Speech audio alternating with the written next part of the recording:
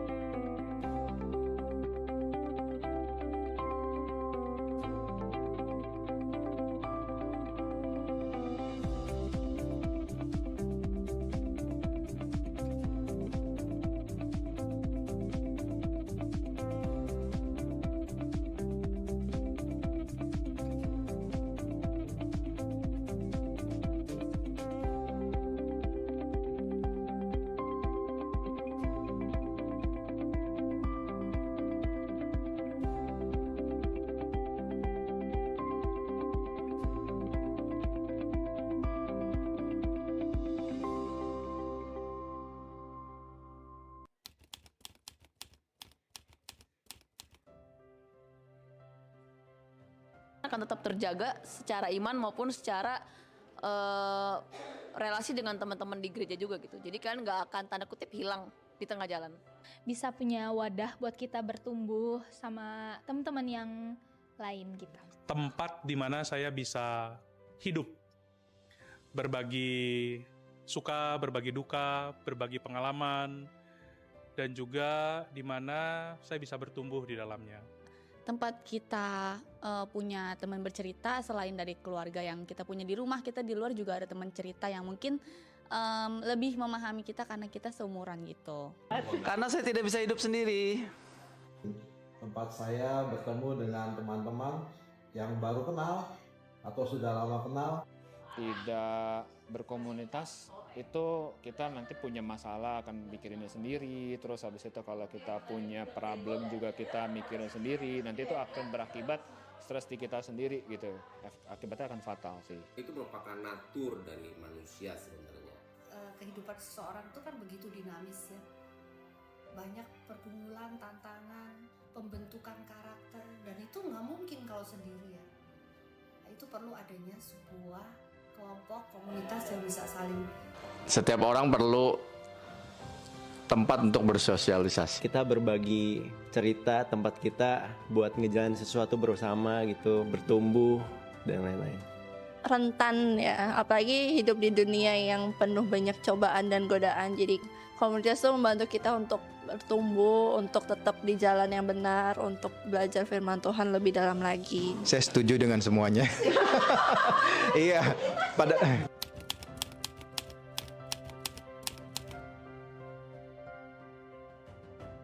Semacam rumah kedua kali ya.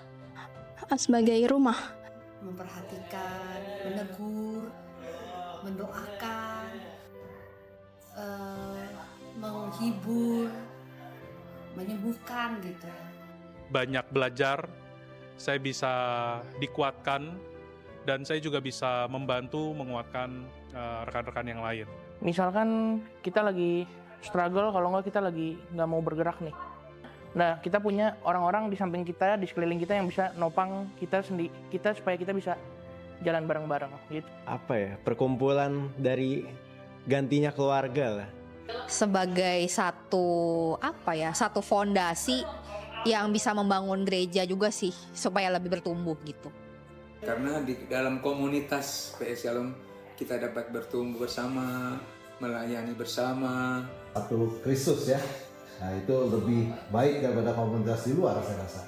Jadi komunitas di dalam gereja itu sangat penting untuk membuat kita lebih bertumbuh di dalam Tuhan, semakin cinta Tuhan, dan kita semakin berbuah atas nama Tuhan. Gereja itu keluarga buat aku. keluarga yang Tuhan tetapkan pada setiap kita, terlepas daripada apakah orang ini cocok apa enggak, sesuai apa enggak, Tuhan mau supaya kita tetap bersama-sama menjalani kehidupan ini. Gitu ya. Penuh dengan orang yang tidak sempurna, tapi berusaha menjadi lebih baik. Jadi harus memperhatikan orang-orang yang memang apakah dia ada komunitasnya apa enggak. Kamu merasakannya sukacita gitu, senang, happy. Lebih spesial karena nggak cuma bersama-sama di dunia tapi nanti sampai ke surga. Dan komunitas di gereja itu juga penting banget buat aku karena kita jadi punya teman-teman seiman buat kita bertumbuh bareng-bareng, terus kita juga bisa saling menguatkan tapi di dalam Tuhan gitu. Menghimbau untuk jemaat supaya minimal satu komunitas, satu jemaat. Join lah, jangan malu-malu ya. Jadi kenalan dengan sebelah-sebelah gitu kalau di kebaktian, dan join it. Cukup sekali saja, nanti kamu akan lihatlah. Mari ikut home. Okay, go home, Pernias.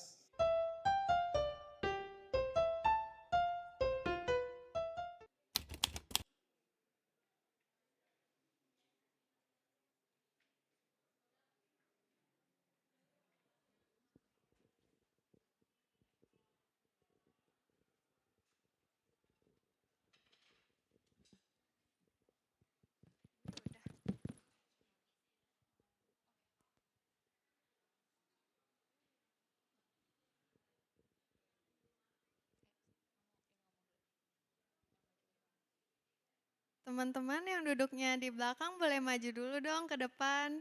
Jadi teman-teman yang telat bisa langsung duduk, nggak ganggu ibadah.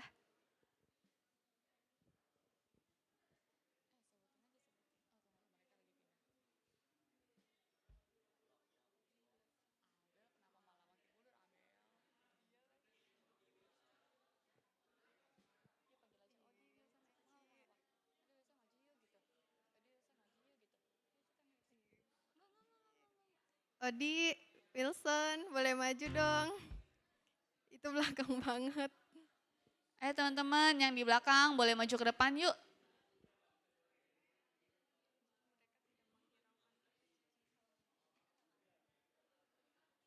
Ayo, belum pada maju nih guys. Nicholas dan Abel juga boleh tolong maju 2 baris lagi.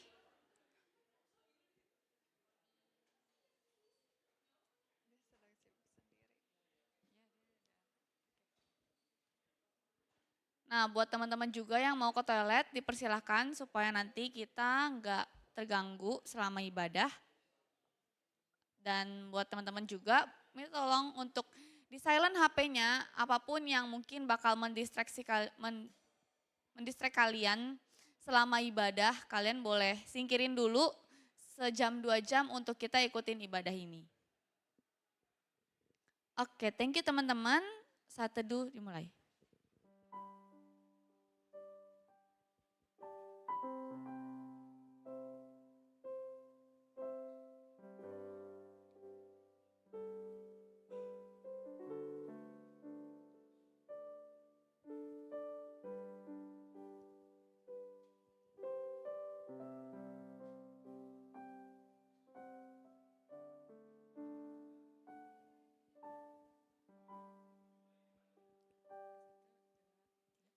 Happy Sunday teman-teman.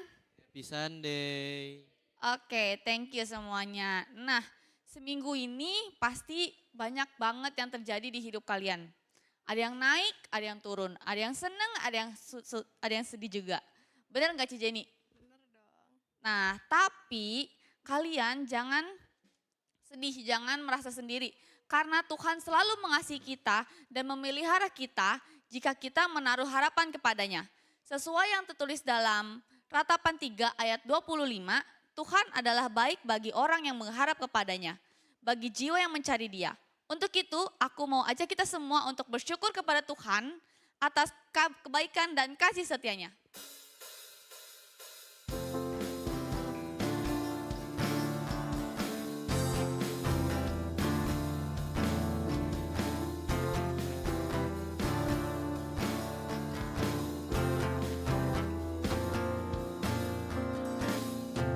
Ucaplah dan lihatlah betapa baiknya Tuhan itu. Rasakan dan nikmati kasih setia Tuhan. Ucaplah dan lihatlah betapa baiknya Tuhan itu. Rasakan dan nikmati. Teman-teman, mari kita bangkit berdiri. Setia Tuhan, kasih setia Tuhan, syukur bagimu Tuhan, segala hormat bagimu Tuhan, Allah yang mengasihiku, Allah yang memeliharaku selamanya. Mari kita merasakan kebaikan dan kesetiaan Tuhan.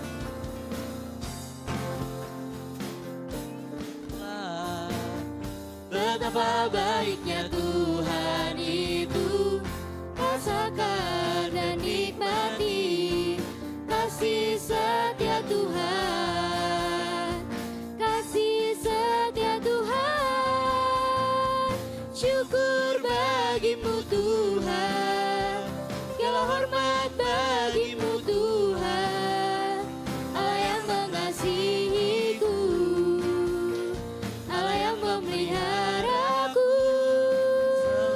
syukur bagimu Tuhan.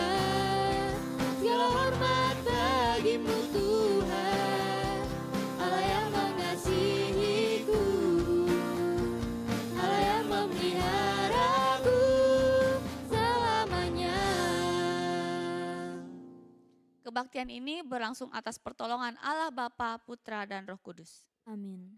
Kasih karunia dan damai sejahtera menyertai teman-teman sekalian. Dan besertamu juga.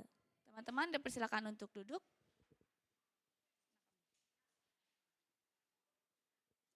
Nah, setelah merasakan kebaikan Tuhan, mari bersama-sama kita angkat suara kita lagi dan kita angkat hati kita.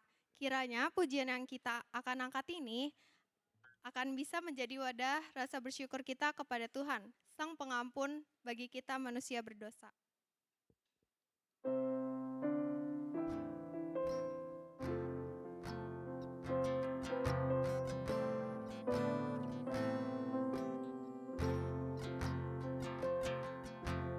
Segala benua dan langit penuh dengan bunyi nama yang sangat merdu, penghiburan orang berhati penat, pengharapan orang yang sudah sesat. Nama itu suci kudus, siapa belum mengenal penebus.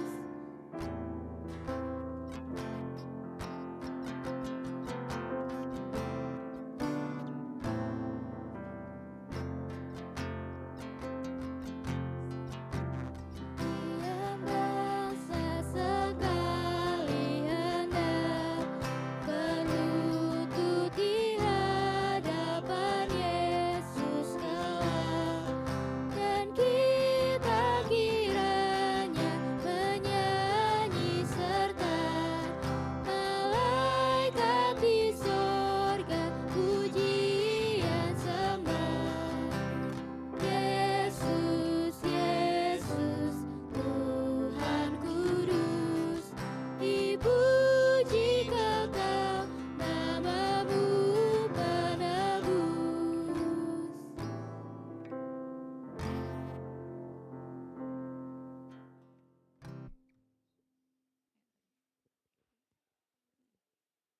Di minggu-minggu ini mungkin kita telah melakukan dosa. Yang kita lakukan baik yang tidak disadari maupun yang disadari. Yang dimana dosa yang kita lakukan itu menyakiti hati Tuhan. Tetapi teman-teman, jangan pernah takut untuk meminta pengampunan. Karena Tuhan mau mengampuni kita. Dan Dia akan tetap selalu memberi hati yang mengasihi kepada kita.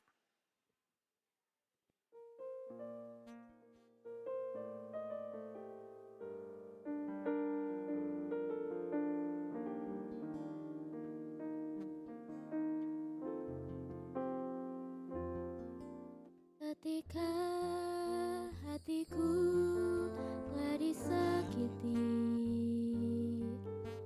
ajarku memberi, hati mengampuni.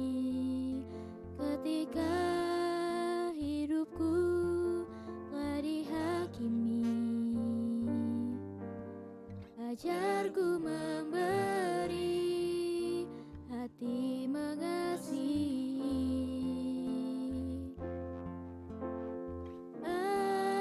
Ampuni bila kami tak mampu mengampuni yang bersalah kepada kami, seperti hati Bapa mengampuni, mengasihi. Mari kita menyanyikannya dengan lebih sungguh lagi.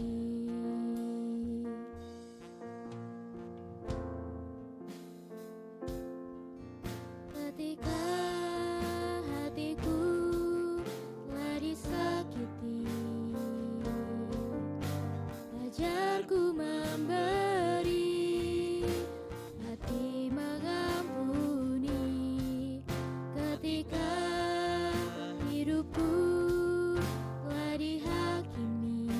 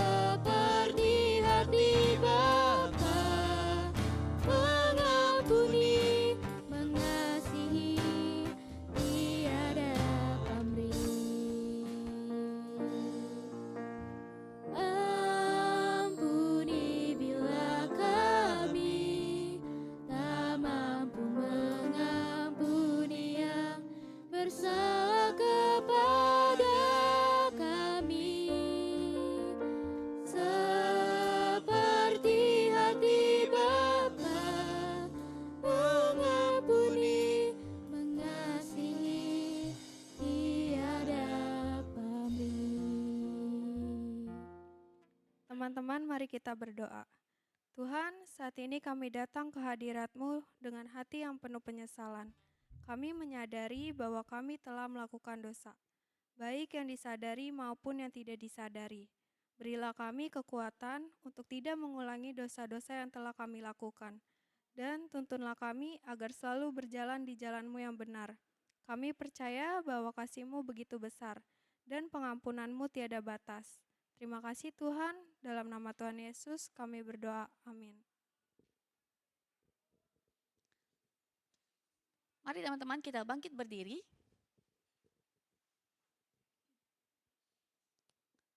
Tuhan yang Maha Kasih dan mengampuni sudah menghapus dosa kita dengan cara menebus kita.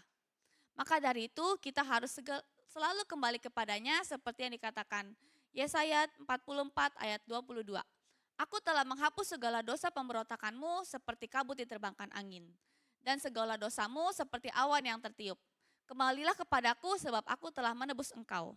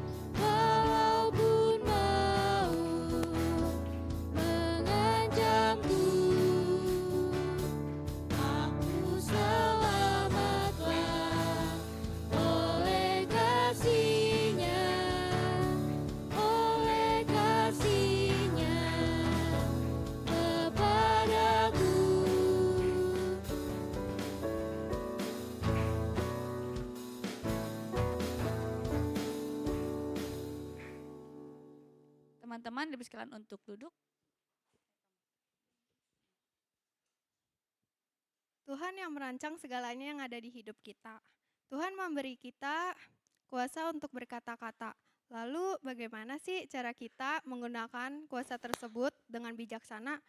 Lalu dampaknya apa buat sekitar kalau kita tidak menggunakannya dengan bijaksana? Nah, dengan tema ibadah kita pada hari ini, yaitu Talking Wisely yang akan dibawakan oleh Penatua Gilbert, kiranya dapat menjawab semua pertanyaan yang ada di benak kita. Sebelum itu, mari kita mempersiapkan hati kita untuk mendengarkan firman-Nya.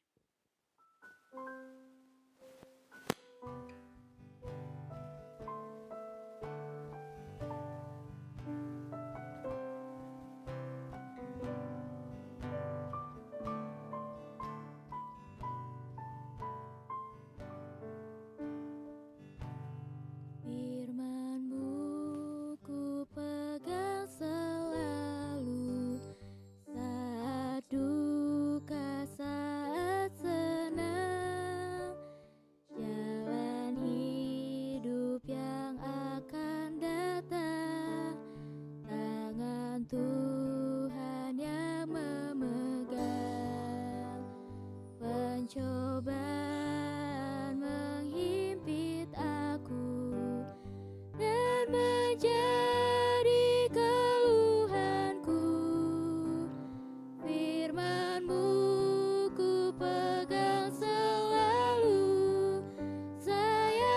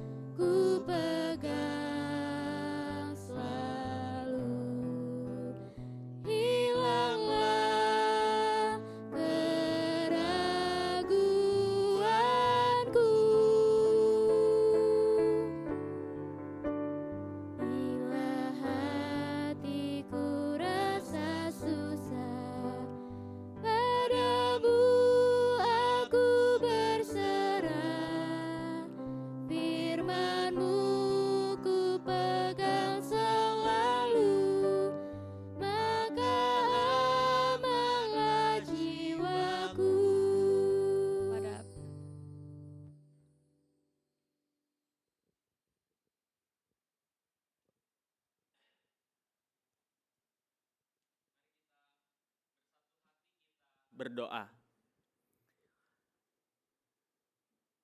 Firman-Mu adalah kerinduan kami. Kami tahu ya Allah, ketika kami hidup di dalam firman-Mu, segala kebaikan-Mu, segala berkat-Mu, segala perintah-Mu akan mudah untuk kami jalani.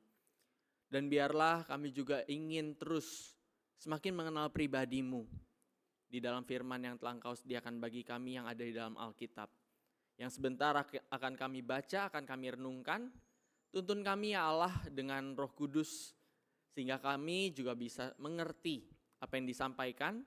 Bukalah hati, bukalah pikiran kami, sehingga kami juga bisa mengubah hidup kami semakin seturut dengan apa yang Kau kehendaki. Dan juga bagi hamba-Mu, di dalam keterbatasannya, Engkau saja yang boleh memberikannya hikmat, memberikannya pengetahuan, sehingga setiap kata-kata yang disampaikan dengan sederhana dan mudah dimengerti, bahwa kami semua juga semakin mengenal pribadi-Mu. Di dalam nama Tuhan Yesus saja kami serahkan segala permohonan, segala ucapan syukur kami ini. Amin.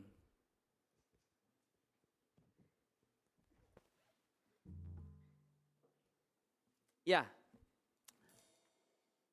ini saya panggilnya teman-teman boleh kali ya? Oke, kita akan membuka Alkitab kita teman-teman.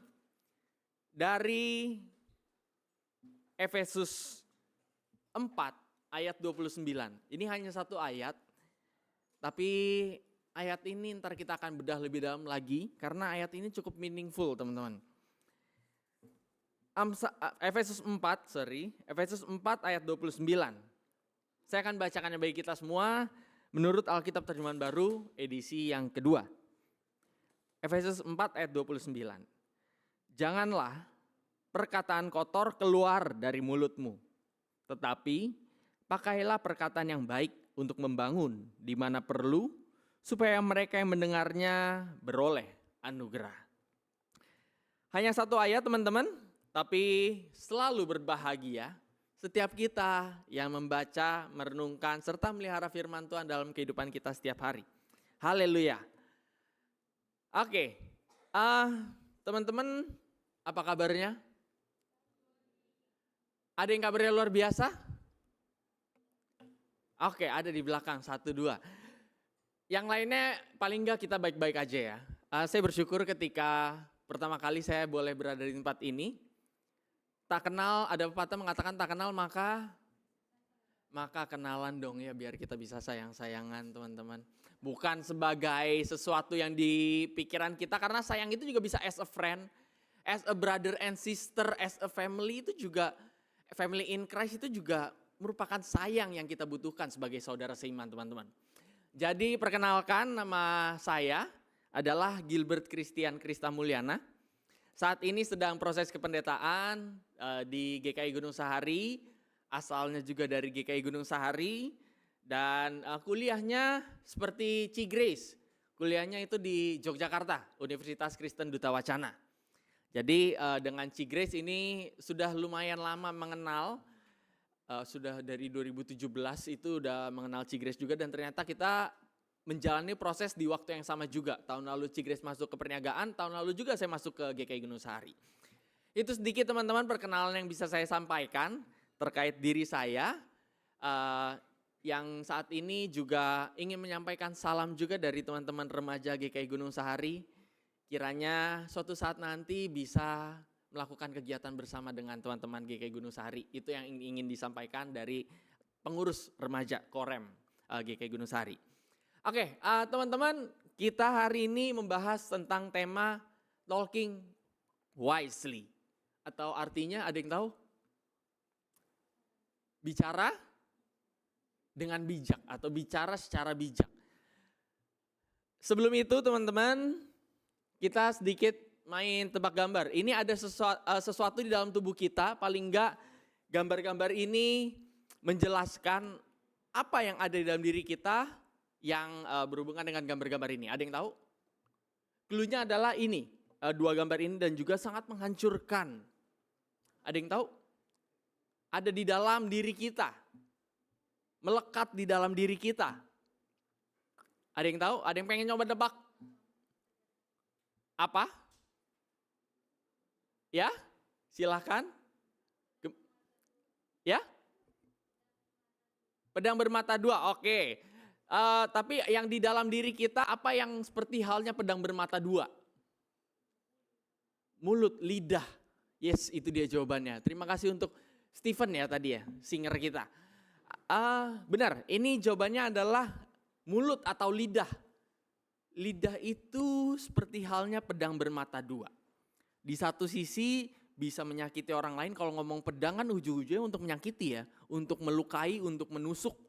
Bisa menusuk orang lain, bisa juga menusuk diri kita. Tapi bukan hanya itu, maksudnya pedang bermata dua itu di satu sisi bisa menghancurkan, di satu sisi juga bisa membangun kita. Membangun orang lain. Dan itulah bagaimana lidah itu penting banget untuk kita pergunakan dengan wisely. Dengan sebijak mungkin.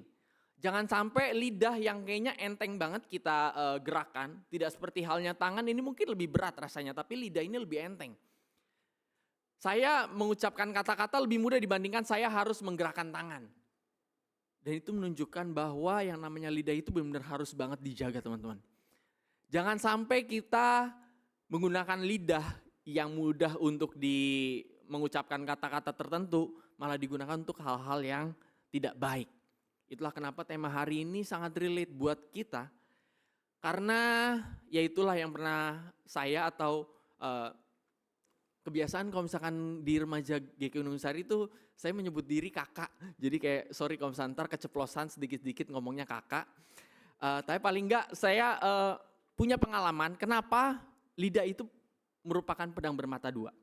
Jadi waktu SMP, kelas 3 SMP, saya sekolah di Jakarta, di daerah selatan saat itu, yang bullyingnya tuh lumayan kerasa.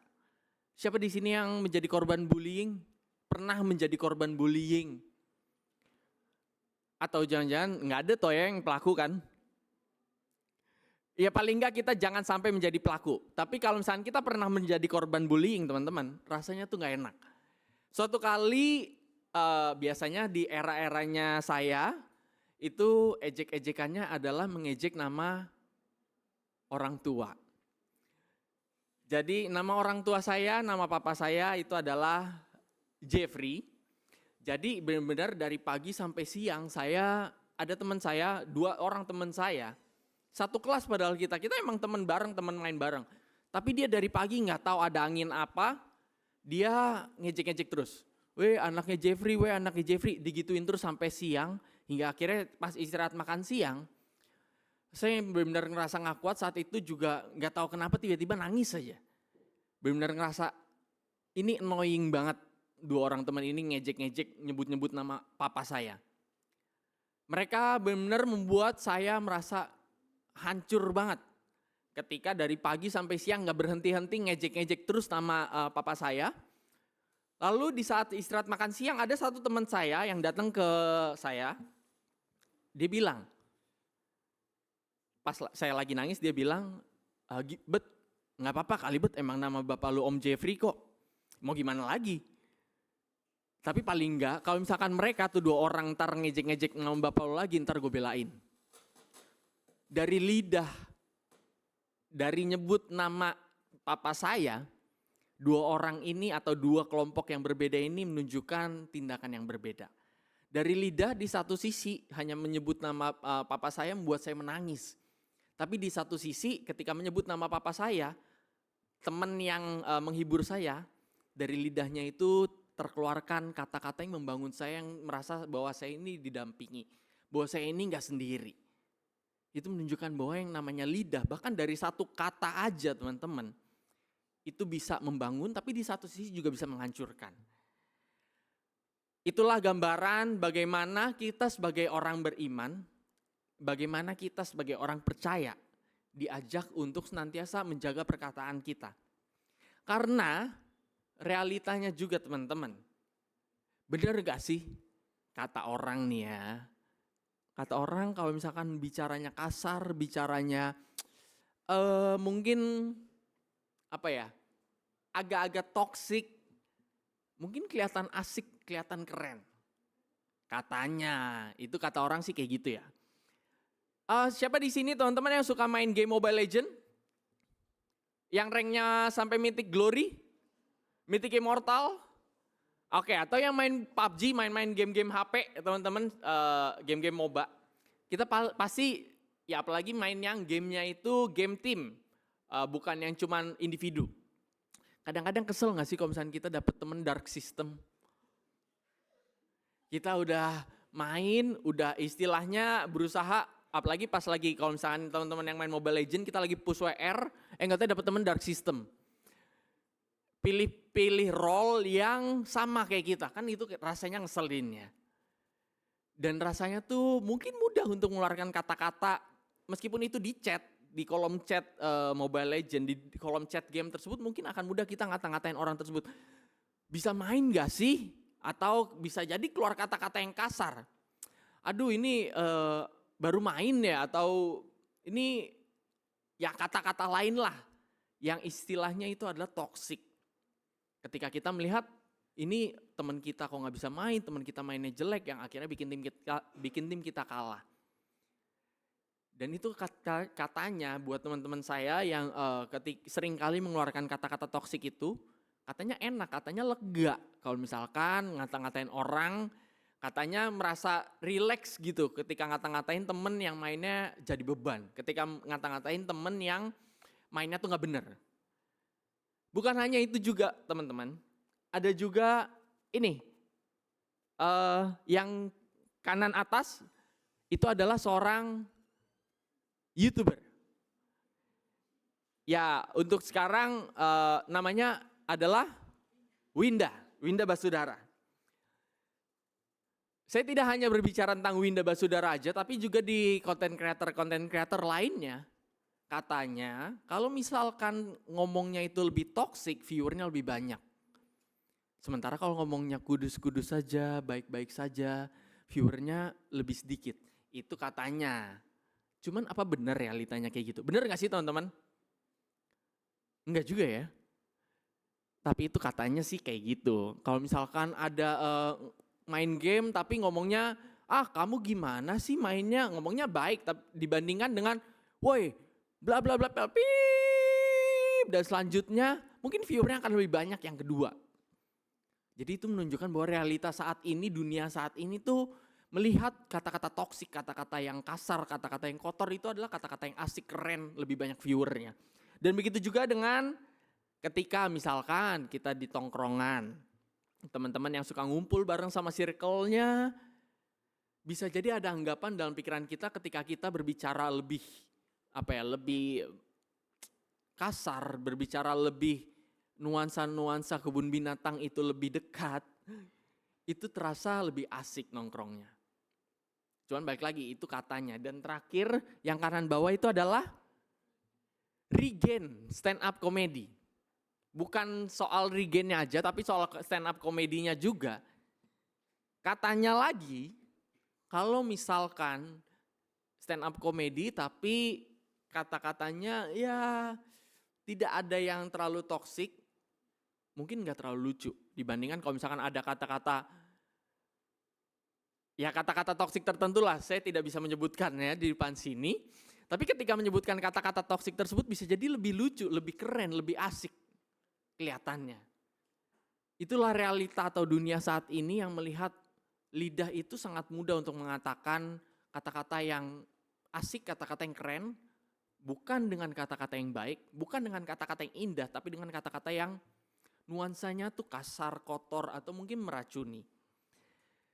Padahal teman-teman kalau misalkan kita lihat di dalam bacaan kita, di Efesus 4 ayat 29 dibilang janganlah perkataan kotor keluar dari mulutmu. Kita justru diajak untuk tidak seperti halnya dunia, untuk tidak seperti halnya orang-orang yang seperti halnya orang-orang atau kelompok-kelompok tadi yang kalau berbicara lebih kasar, lebih kotor, lebih toksik itu lebih keren, lebih asik, lebih banyak viewernya, lebih diterima, lebih lucu. Efesus justru mengatakan atau surat Paulus kepada Efesus justru mengatakan bahwa kita diajak untuk tidak mengeluarkan kata-kata tersebut teman-teman. Jangan sampai kita mengeluarkan perkataan-perkataan yang kotor. Perkataan yang kotor bukan berarti perkataan tersebut gak pernah dicuci teman-teman, tapi maksudnya adalah perkataan yang nggak bener. Bukan berarti ketika kita ngomong kotor itu berarti kita nggak boleh ngomong kotor. Maksudnya dalam arti kata kotor itu berarti nggak boleh keluar dari mulut kita. Bukan berarti itu teman-teman. Tapi jangan berkata-kata, jangan mengeluarkan perkataan kotor atau kasar di terjemahannya Alkitab yang lain. Maksudnya adalah jangan sampai kita mengeluarkan kata-kata yang toksik. Kata-kata yang nggak bener, kata-kata yang nggak baik, kata-kata yang justru ya memang terkesannya keren, terkesannya mantep, tapi dibalik itu semua kata-kata tersebut bukan yang Tuhan kehendaki. Kalau teman-teman saya tanya, misalkan kita berbicara atau mengatakan kata bodoh dan sinonimnya dan persamaan kata lainnya kepada orang lain, itu kata-kata yang toksik atau enggak? Toksik ya. Tapi kalau misalkan kita ngomong kata ini saya tidak akan menyebutkan kata tersebut tapi akan mengspellnya, mengejanya. Kita bilang ANJAY itu toksik atau enggak? Mungkin beberapa ada yang bilang enggak kok Kak, biasa aja itu. Ya emang itu di tongkrongan saya ngomongnya kayak gitu. Ya itu udah biasa kali kalau misalkan sama teman dekat. It's okay teman-teman. It's okay dalam arti karena kalau misalkan kita ngelihat di dalam circle kita mungkin itu biasa-biasa aja. Tapi it's not okay kalau misalkan orang lain di luar sana yang melihat ke kita, orang lain yang gak kenal kita, orang lain yang mungkin di luar sana imannya gak sama kayak kita, terus habis itu mereka karena kita mengeluarkan kata-kata tersebut dengan seringnya, kita mengatakan kata-kata tersebut yang mereka lihat itu adalah konotasinya negatif. Dan buat orang lain mempertanyakan, kok orang Kristen ngomongnya kayak gitu sih? Itulah teman-teman yang akhirnya kata-kata tersebut, kata-kata yang terkesan biasa-biasa aja di tongkrongan, terkesan biasa-biasa aja di circle kita, tapi karena orang lain melihat itu sebagai kata-kata yang tidak baik, orang lain jadi mempertanyakan iman kita, iman orang Kristen mempertanyakan Tuhan Yesus yang seharusnya ada dalam diri kita. Di situ menjadi kata-kata yang toksik. Bukan sekedar meracuni hati. Kalau misalkan kita mengatakan bodoh dan sinonimnya kepada orang lain, itu mungkin meracuni hati orang lain, menyakiti hati orang lain. Tapi ketika kata-kata seperti halnya tadi yang sempat kakak saya eja, itu juga dapat meracuni. Bukan hanya meracuni hati tapi meracuni iman. Jadi toxic words ini bukan hanya sekedar meracuni atau menghancurkan hati, apakah itu menyakiti hati atau enggak. Tapi ini juga soal meracuni atau menyakiti iman. Bukan iman sesama kita yang imannya sama, tapi juga iman orang lain yang melihat kita dengan iman yang kita miliki, teman-teman. Dan selanjutnya perkataan yang tidak baik, kalau misalkan kita tahu ya, tadi kata-kata, kalau misalkan dilihat dari kata-katanya kita tahu, mana ini kata-kata yang boleh, mana kata yang tidak boleh kita ucapkan.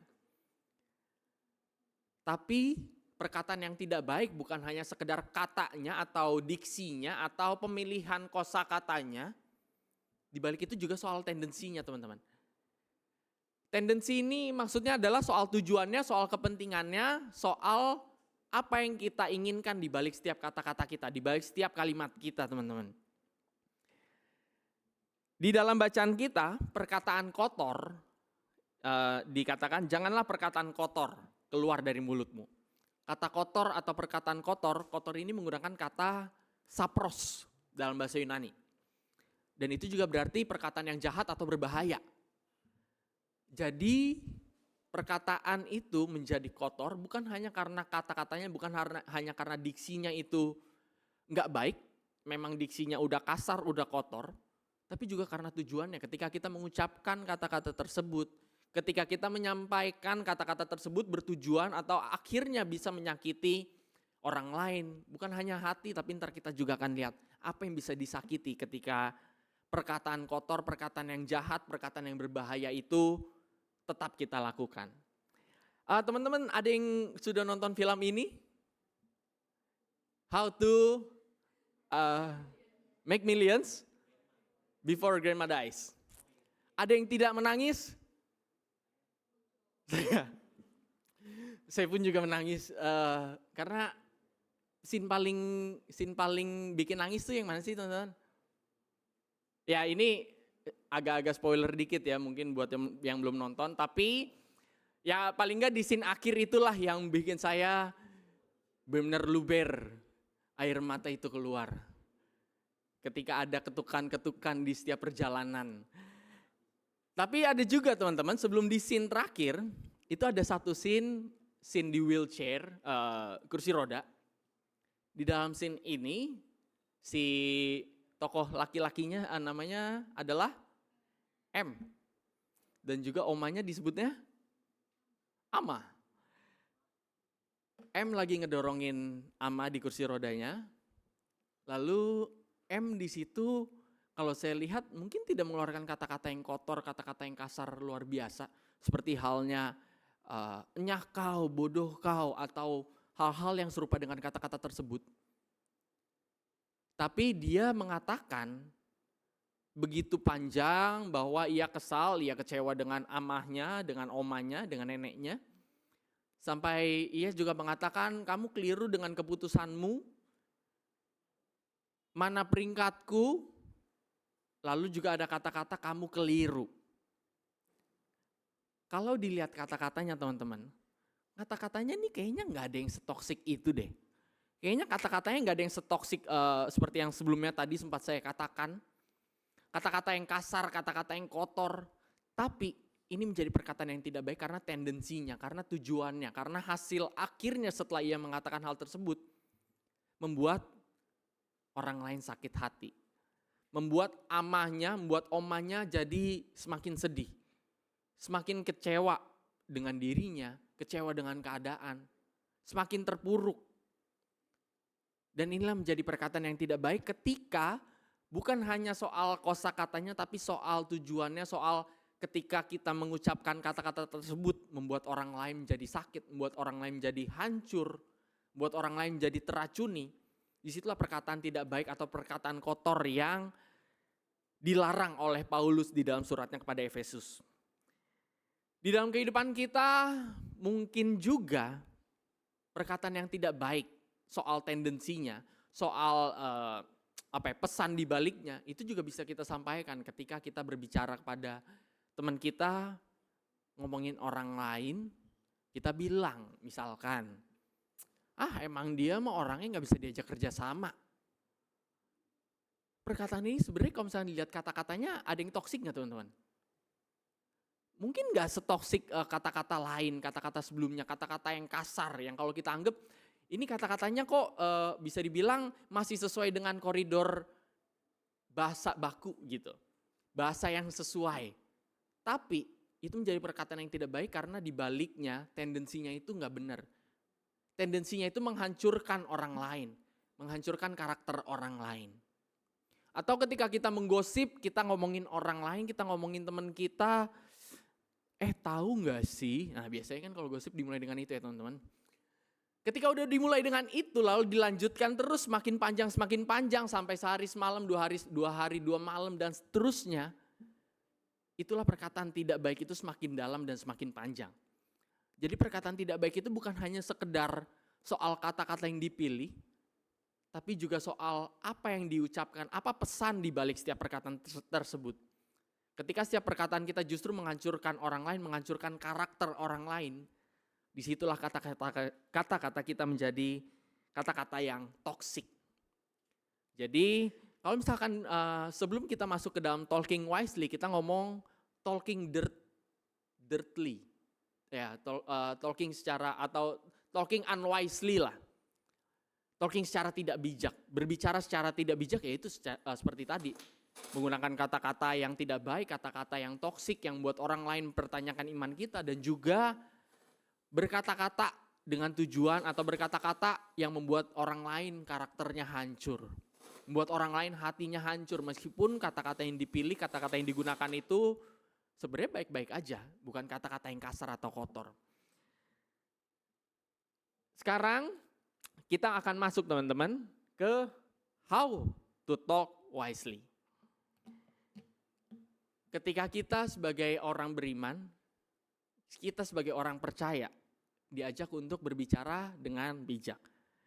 Paulus di dalam ayat tadi, janganlah perkataan kotor keluar dari mulutmu. Jadi benar-benar yang namanya lidah ini benar-benar harus kita jaga teman-teman. Yang namanya kebijaksanaan, siapa teman-teman di sini yang tidak ingin bijaksana? Setiap kita pasti pengen supaya kita dilihat bijaksana. Oh, ada ternyata yang ingin tidak bijaksana. Tapi paling enggak sebagian besar manusia itu ingin supaya dilihat bijaksana. Ingin dilihat berpengetahuan. Ingin dilihat berpengertian. Ingin dilihat pintar. Atau ingin dilihat hebat. Dan berbicara tentang bijaksana. Kebijaksanaan itu pertama-tama muncul bukan hanya dari pikiran tapi dari mulut. Dari lidah.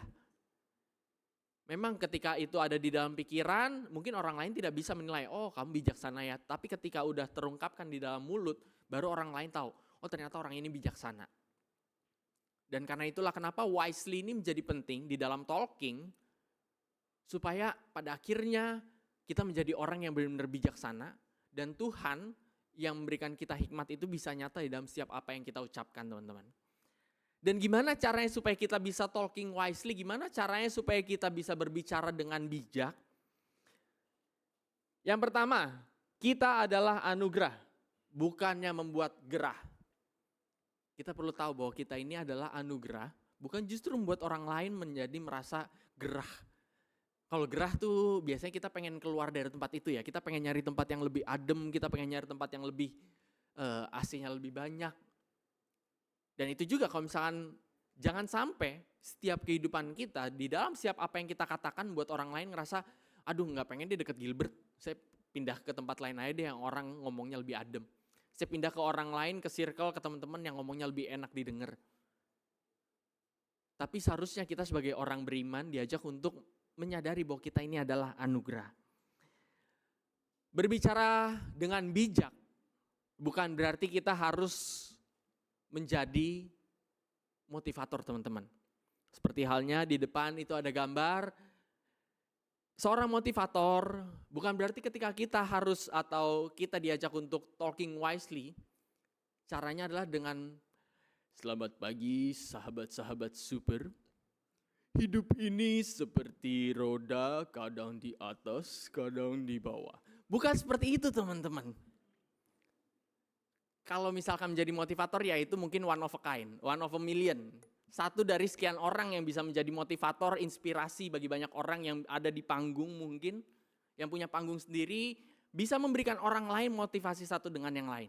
Tapi kita di dalam kursi teman-teman masing-masing, di dalam lingkungan teman masing-masing itu juga bisa menjadi seorang motivator. Ketika mulut ini digunakan wisely, dengan bijak. Kita perlu menyadari bahwa kita ini adalah anugerah.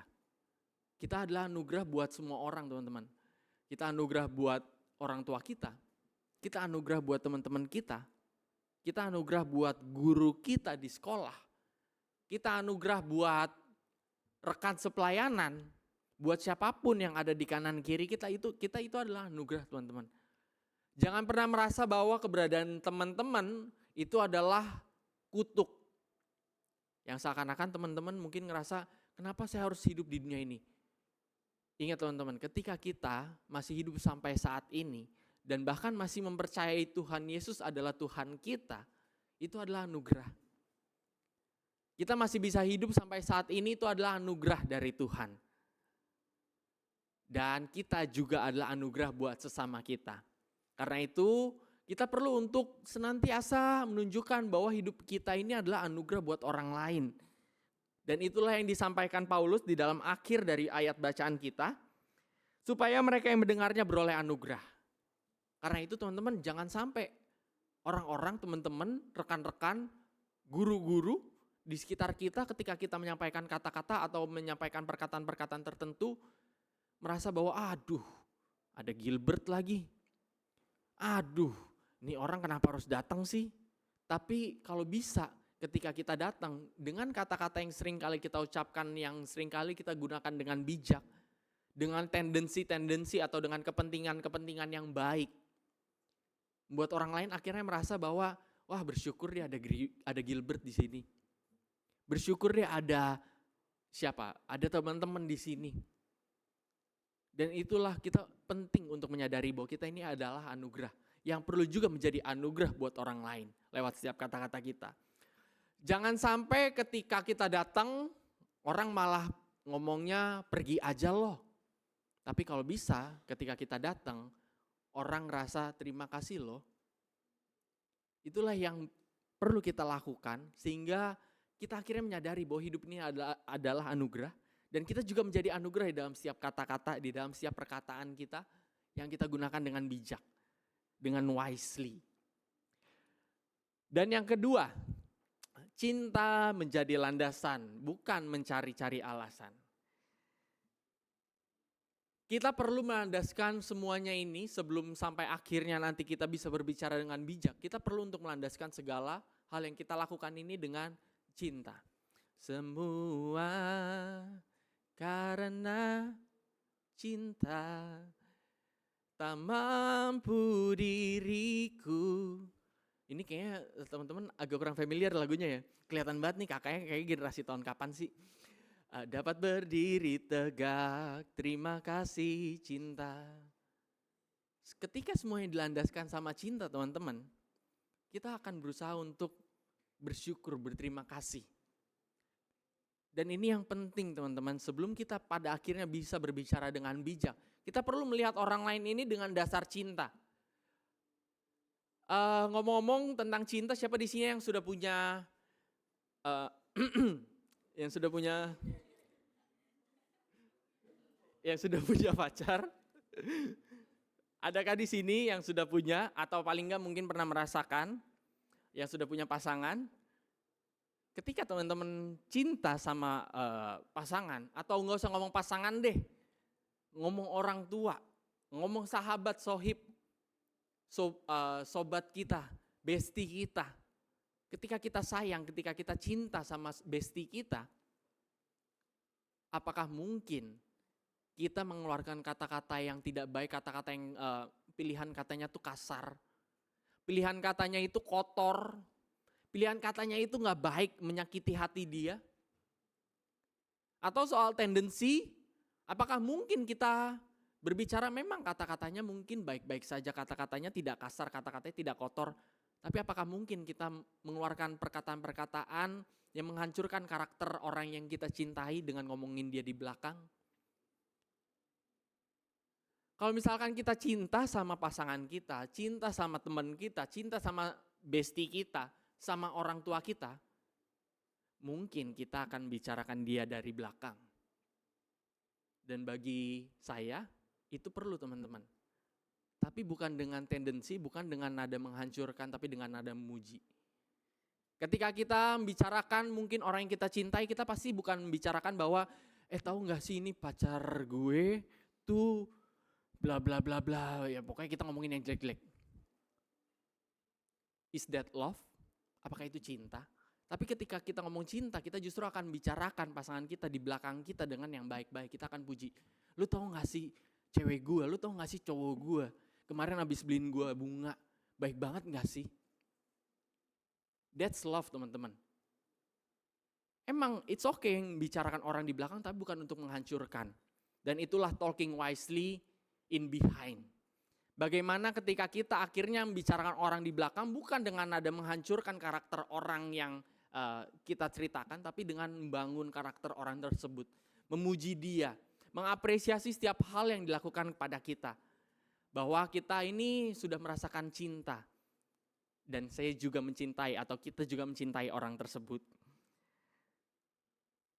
Teman-teman, kadang-kadang ketika kita berbicara tentang cinta, tidak semua hal itu perlu diungkapkan.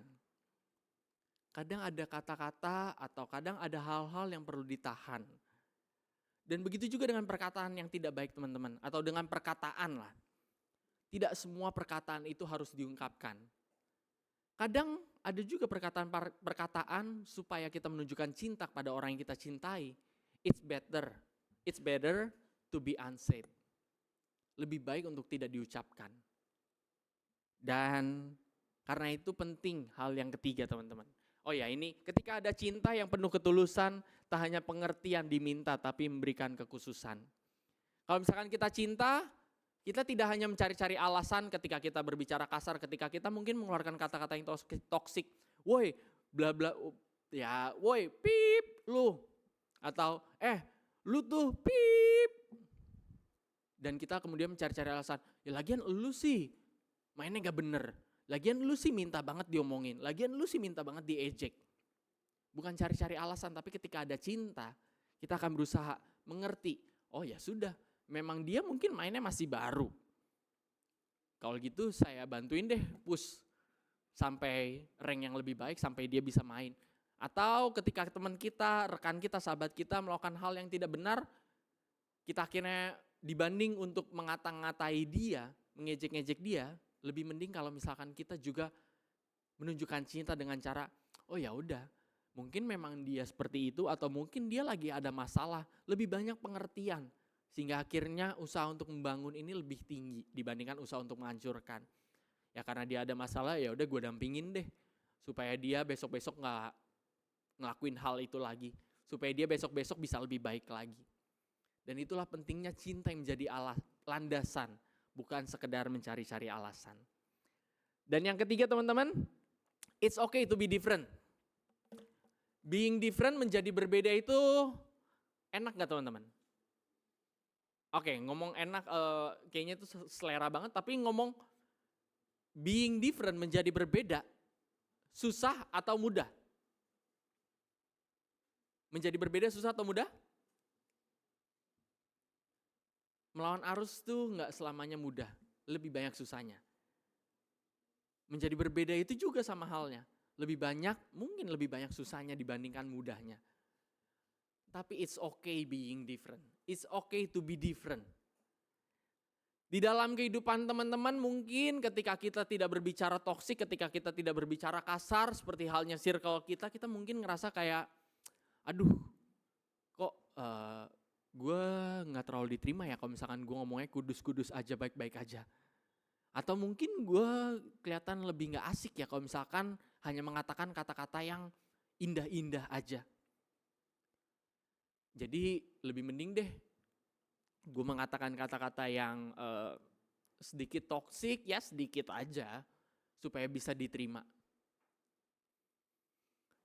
Saya ingin menyampaikan teman-teman bahwa tidak selamanya kita diterima oleh teman-teman kita karena soal culture berbicara kita yang harus sama seperti mereka. Apa yang membuat kita diterima oleh circle kita? Kalau menurut teman-teman, apakah bad words yang kita ucapkan, kata-kata yang gak baik yang kita ucapkan, atau good deeds, tindakan-tindakan baik yang kita berikan pada mereka? Yang buat kita diterima di circle kita tuh kata-kata yang terkesan asik, keren, padahal itu toksik, atau tindakan-tindakan kebaikan kita. Atau lebih jelasnya ini ada satu contoh ilustrasi, ada dua orang kita sebut aja namanya A dan B. Si A ini setiap hari nongkrong bareng sama teman-temannya di sekolah, pulang sekolah dia langsung ke tempat nongkrongan, ngumpul bareng sama teman-temannya. Dan ketika dia ngumpul, dia mengeluarkan kata-kata yang ya toksik tapi bagi mereka itu hal yang keren.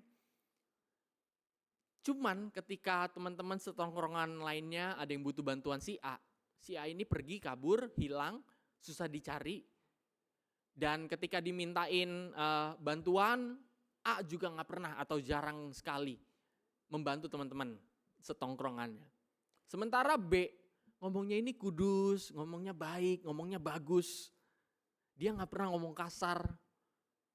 Cuman ketika teman-teman setongkrongan lainnya, circle di dalam pertemanannya, ada yang butuh pertolongannya, si B langsung datang.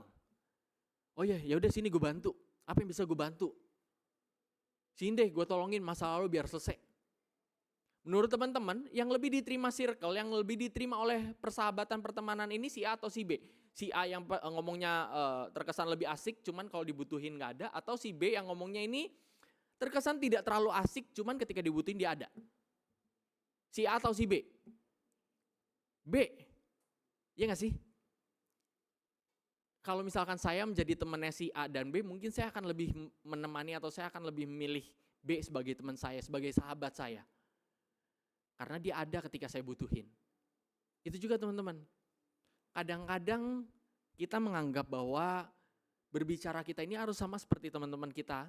Kadang-kadang kita merasa kita diterima circle atau pertemanan kita atau diterima oleh budaya kita ketika kita sama seperti mereka. Cuman yang lebih dalam lagi, kita diterima bukan karena kita sama. Justru ketika kita berbeda, berbedanya in a good way teman-teman. Berbeda yang menunjukkan bahwa kita ini orang-orang Kristen. Bahwa kita ini adalah orang-orang yang seharusnya tidak mengeluarkan perkataan-perkataan kotor. Perkataan-perkataan yang tendensinya itu sapros atau berbahaya, jahat. Tapi kita diajak untuk senantiasa mengeluarkan kata-kata yang baik. Dan menunjukkan difference untuk membawa influence. Kadang kita perlu untuk different. Kadang kita perlu untuk berbeda. Untuk membawa pengaruh.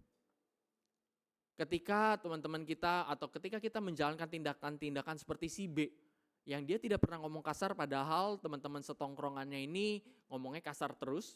Tapi ketika si B ini selalu membantu teman-teman lainnya, lama-lama teman-teman lainnya yang akan terinfluence sama si B. Ya nggak sih teman-teman? Lama-lama kebaikan atau budaya baik yang dibawa oleh si B inilah yang menginfluence sekitarnya. Jadi sekali lagi saya katakan it's okay to be different. Tapi juga ingat bahwa kita harus memberi influence. Jadi bukan hanya sekedar kita berbeda atau bahkan kita mikirnya oh ya udah yang penting beda aja. Yang kita nggak tahu juntrungannya, kita nggak tahu tujuannya apa, tapi kita perlu tahu kita berbeda. Berbeda bukan dalam arti tertentu tapi berbeda dengan dunia. Di dalam realita yang tadi di awal sudah sempat saya katakan, yang melihat bahwa berbicara toksik, berbicara kasar, berbicara menyakiti itu sudah menjadi budaya dunia saat ini yang terlihat keren, asik. Tapi kita perlu untuk menjadi berbeda dengan dunia ini. Dengan cara menunjukkan budaya-budaya baik, menunjukkan kata-kata yang wise, kata-kata yang bijak. Dan di balik setiap perkataan itu kita pikirkan benar-benar. Ini perlu nggak saya ucapkan? Jangan sampai ketika saya ucapkan itu memang membawa pengaruh. Tapi pengaruh yang buruk pada orang lain. Menyakiti, menghancurkan, membuat kita tidak menjadi berkat, membuat Tuhan yang seharusnya nyata dalam diri kita semakin tersamarkan. Dan karena itu kita perlu teman-teman pada akhirnya untuk senantiasa talking wisely, berbicara secara bijak dengan menyadari bahwa kita ini adalah anugerah, bukan membuat orang lain gerah. Bahwa cinta harus menjadi landasan, bukan mencari-cari alasan. Ketika kita pada akhirnya mudah mengeluarkan kata-kata yang kotor, toksik, dan lain-lainnya. Dan yang terakhir, it's okay to be different. Teman-teman, saya akan menutup renungan atau khotbah pada hari ini dengan closing statement, dengan rima-rima di baliknya, di setiap barisnya. Demikian. Ini berbicara tentang tema kita talking wisely. Talking wisely berarti juga acting nicely. Dengan perkataan yang rightly, yang diucapkan carefully. Ketika tanpa kebijaksanaan, perkataan dapat membinasakan. Ketika melibatkan kebijaksanaan, perkataan indah terbiasakan. Perkataan tak pantas yang diucapkan membuat kata-kata yang digunakan terasa penuh dengan kekerasan, membuat iman Kristen dipertanyakan. Sedangkan perkataan yang membangun membuat cinta terlihat anggun, seperti air menetes pada daun, menghasilkan embun, menjauhkan racun. Pikirkan agar tak salah ditafsirkan. Matangkan agar tidak merenggangkan. Berbedalah untuk keluar dari yang salah. Dan taking wisely senantiasa agar kasih Tuhan semakin terasa. Kiranya Tuhan senantiasa juga menuntun menolong kita, memberikan hikmat kebijaksanaan agar kita semakin mengendalikan, mengontrol lidah kita dengan bijak. Dengan sebaik mungkin, bukan untuk menghancurkan tapi untuk membangun. Bukan untuk mempertanyakan, membuat orang lain mempertanyakan iman, tapi untuk membuat orang lain melihat iman kita pada Yesus Kristus. Amin. Saat teduh bagi kita semua.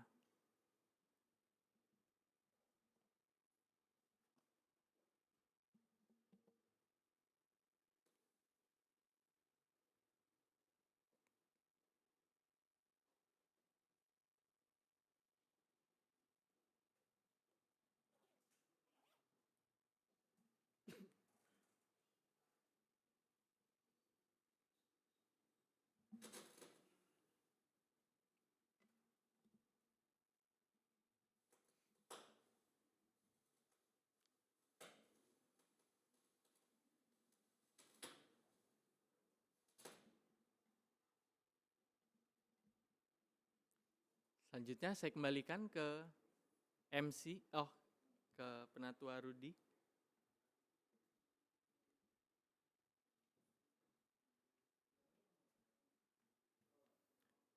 Mari kita berdiri. Bersama dengan umat Allah di masa lalu, masa kini, dan masa yang akan datang. Bersama kita mengikrarkan pengakuan percaya kita seturut dengan pengakuan iman rasuli.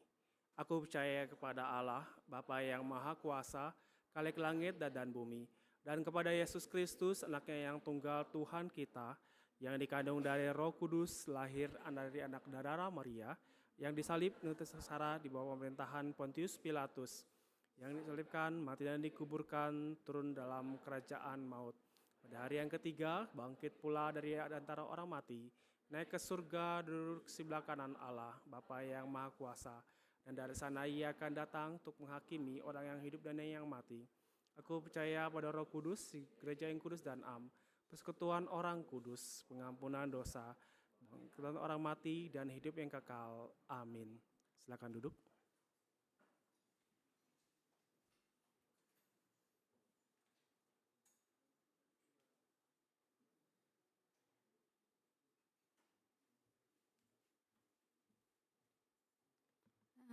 Happy Sunday teman-teman.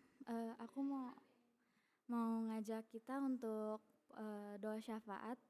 Pokok doa pertama kita akan doa untuk bangsa dan negara kita. Yang kedua kita akan berdoa untuk acara kebangsaan intergenerasi. Yang ketiga kita akan berdoa untuk camp remaja yang akan dilaksanakan pada bulan Juli.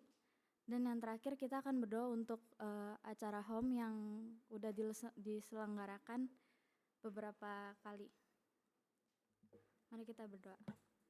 Tuhan, terima kasih Tuhan untuk kesempatan yang telah Engkau berikan kepada kami ya Tuhan. Kami berdoa untuk bangsa dan negara kami ya Tuhan, kiranya agar Tuhan yang mencampur tangan Tuhan untuk bangsa dan negara kami, untuk politik, pemerintah, dan juga ekonomi kami ya Tuhan. Kami berdoa juga untuk camp remaja yang telah dilaksanakan akan di bulan Juli ya Tuhan. Berkati pembimbing-pembimbingnya dan juga anak-anak yang akan mengikuti camp remaja. Berdoa juga untuk ibadah intergenerasi ya Tuhan, agar kiranya ibadah bisa berjalan dengan lancar dari awal hingga akhirnya ya Tuhan. Kami berdoa juga untuk home yang telah diselenggarakan, kiranya agar bisa berjalan dengan lancar hingga ke depannya ya Tuhan. Tak lupa juga ya Tuhan, kami berdoa untuk teman-teman kami yang berulang tahun di minggu-minggu ini, dan juga teman-teman kami yang memiliki pergumulan ya Tuhan. Kiranya Tuhan membantu untuk mereka bisa menyelesaikan pergumulan mereka ya Tuhan. Terima kasih ya Tuhan, hanya di dalam nama-Mu kami berdoa dan mengucap syukur. Haleluya. Amin.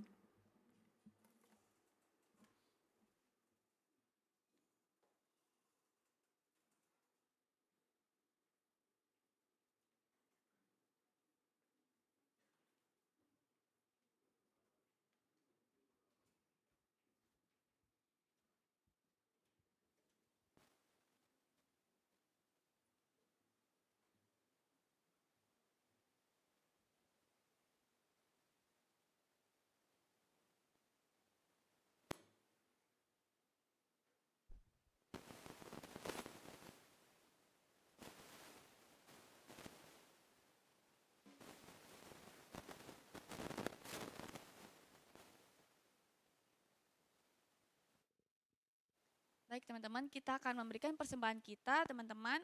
Buat teman-teman yang belum dapat amplop boleh angkat tangan, akan dibantu oleh tim kolektan.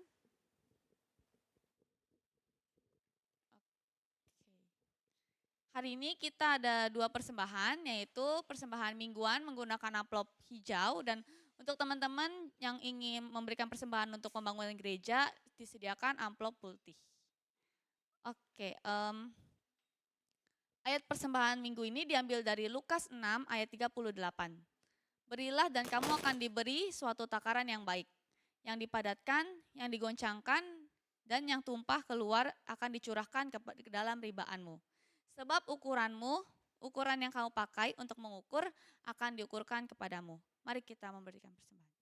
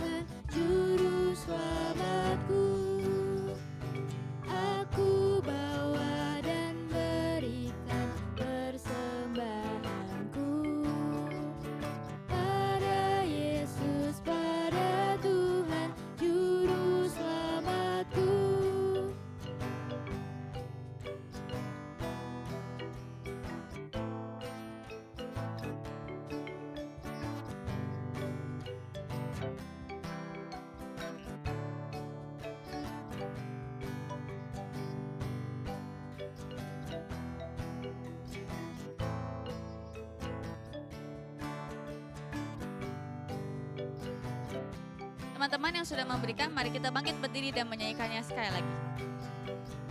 Aku bawa dan berikan persembahanku pada Yesus, pada Tuhan Juru Selamatku.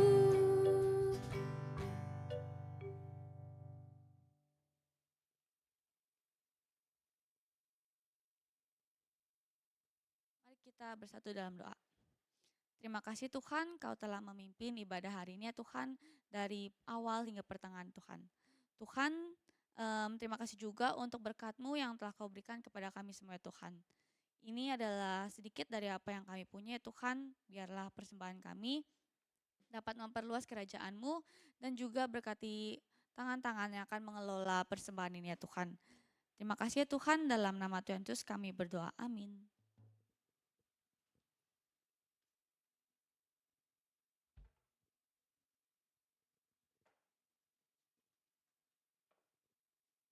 Teman-teman dipersilakan untuk duduk. Oke, aku mau tanya, gimana teman-teman firmannya? Terberkati tidak? Dengerin tidak kalian? Oke, good. Nah, teman-teman pasti pernah berinteraksi dengan teman yang cara berbicaranya kasar, agresif, ataupun toksik. Dalam interaksi dengan tersebut, mungkin kita terintimidasi, takut sama mereka. Tapi teman-teman, seharusnya tuh kita nggak boleh takut untuk menyatakan pikiran atau nilai yang baik seturut dengan firman Tuhan. Karena setiap tindakan kita dapat menjadi dampak besar dalam dunia ini. Nah, seperti yang udah disampaikan oleh Penatua Gilbert ini, ada yang masih ingat tiga poin how to talking wisely. Yang pertama kita adalah, kalian dengerin atau tidak guys? Kita adalah anugerah. Yang kedua, apa yang menjadi landasan? Cinta. Dan it's okay to be? Oke, berarti kalian dengerin. Seperti yang dikatakan dalam Amsal 12 ayat 18, ada orang yang lancang mulutnya seperti tikaman pedang, tetapi lidah orang bijak mendatangkan kesembuhan. Jadi aku mau ajak teman-teman untuk menggunakan lidah dengan bijak agar bisa membangun sesama kita dan mendatangkan kesembuhan.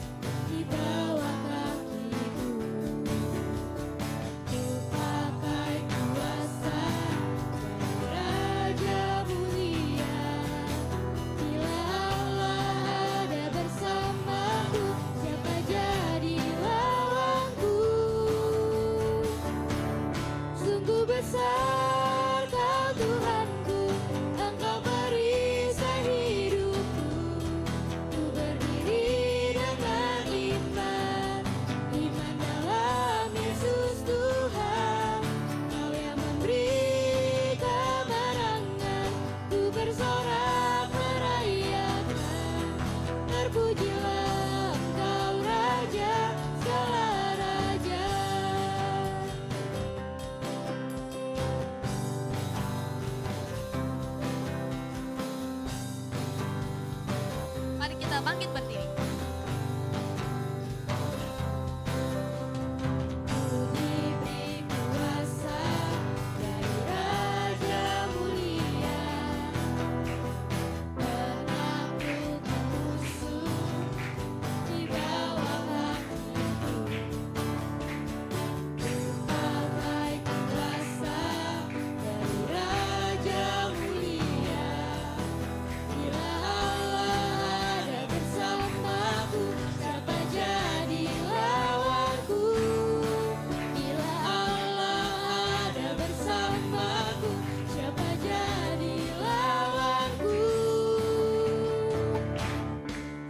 Besar Kau Tuhanku, Engkau beri saya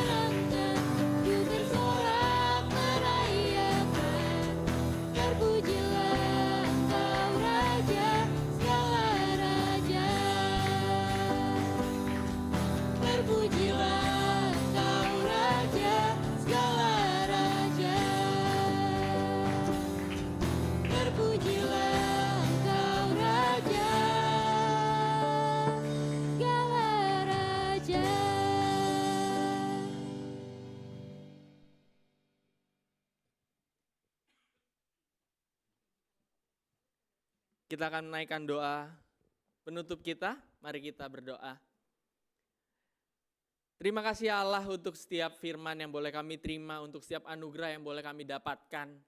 Dan kiranya itu semua boleh semakin memperlengkapi kami lagi untuk menjalani kehidupan sebagai anak-anak Tuhan.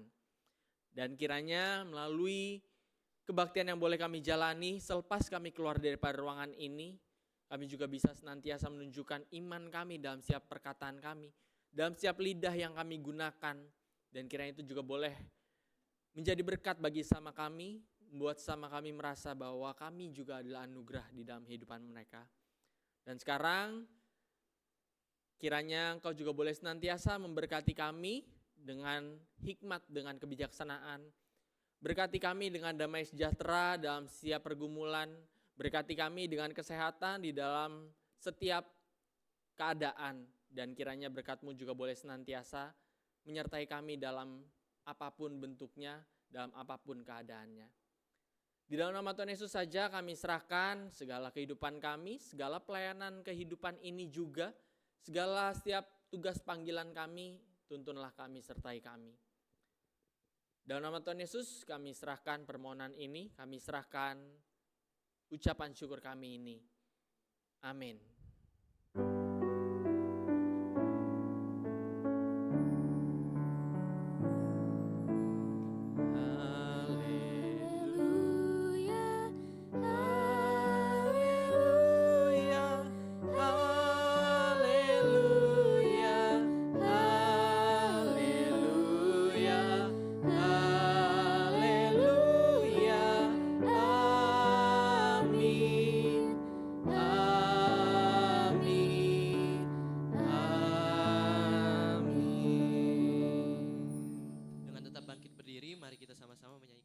Diberi kuasa satu kali lagi.